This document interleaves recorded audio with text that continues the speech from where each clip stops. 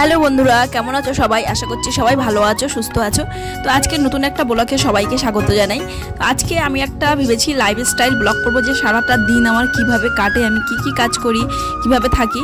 তো যাই হোক, দেখো সকালবেলা আমি তো এক্সারসাইজ একটু করি হালকা, সেটা তোমাদের সাথে শেয়ার করা হয়নি। আর তারপরে আমার ঘরটারগুলো একটু পরিষ্কার করে নিচ্ছি চারিদিকটায়, কারণ সবসময় সময় হয়ে ওঠে না, কারণ আমার স্কুল বা অন্যান্য কাজের জন্য সময় পাই না। তো যাই হোক, আজকে একটু সময় পেয়েছি যে এই কাজগুলো করার। সেখান থেকে দেখো চান টান হয়ে গেছে, সকালে কাজবাজ করে চান টান করে আমি একটু ঠাকুর পুজো দিচ্ছি।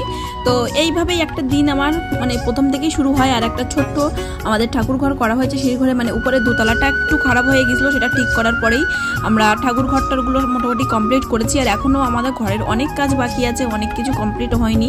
তো তার জন্য দেখো সব জায়গায় দেখবে ইনকমপ্লিট কিছু আছে। আর এই যে মেশিনটা, এটা মামা দিয়েছে, তো ভাবলাম সেই তো পড়ে থাকে, তো আজকে একটু পরিষ্কার করি আর টুকটাক কাজ করি, কারণ এটাই আমার কাজ করার সময় হয় না। আর একদমই কাজ করি না, কারণ আমি সময় পাই না সেইভাবে। তো আজকে একটু সময় পেয়েছি, তার জন্য একটু পরিষ্কার করে নিচ্ছি। আর প্রত্যেকটা জিনিস যত্ন করলে সেই জিনিসটা খুব ভালোই থাকে। আমি চেষ্টা করি পরিষ্কার করে রাখার, চালাই বা না চালাই, আর তেল দিয়ে রাখার চেষ্টা করি।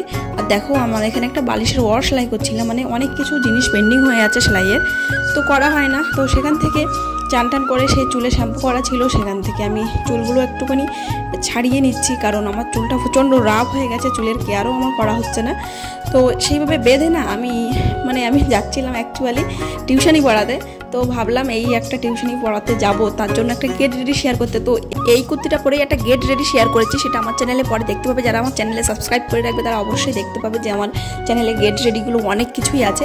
আর সেখান থেকে বাড়ি আস্তে আস্তে সন্ধে হয়ে গেছে। আমি সন্ধ্যেবেলা একটু হাত মুখ ধুয়ে ফেস ওয়াশটা করে নাইট স্কিন কেয়ারটা করে নিচ্ছি। নাইট স্কিন কেয়ার করাটা খুব জরুরি, সারাদিন ধুলো ময়লা স্কিনে থাকে, কিন্তু রাত্রে কোনো ময়লা থাকে না। তো ওই জন্য এই নাইট স্কিন করলে সেটা হচ্ছে কার্যকারিতা বেশি হয়। তো আমি একটা টোনার লাগিয়ে নিয়ে একটা নাইট ক্রিম লাগিয়ে নিচ্ছি। কারো কাছে নাইট ক্রিম না থাকলে, যাদের কাছে এমনি ময়শ্চারাইজার আছে তারা ময়শ্চারাইজার লাগিয়ে নিতে পারো।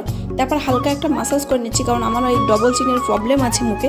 তো তার জন্য এই জিনিসটা আমি কিনেছি অনলাইন থেকে, আর এটা খুব ডবল চিন কমাতে সাহায্য করে। তো সেটাই আমি করে নিই, যে ক্রিমটা লাগানোর পরে হালকা করে একটু মাসাজ করি এটা দিয়ে, বা কখনো হাত দিয়ে মাসাজ করি। করার পর তারপরে আমি আস্তে আস্তে নাইট কেয়ারটা শেষ করি। কখনো একটা নাইট জেল আই ক্রিম লাগিয়ে নেই নাইটের। তো সবাই ভালো থেকো, সুস্থ থেকো। আমার নাইট স্কিন কেয়ার করা কমপ্লিট হয়ে গেছে। তো অবশ্যই চ্যানেলটা সাবস্ক্রাইব করে দিও।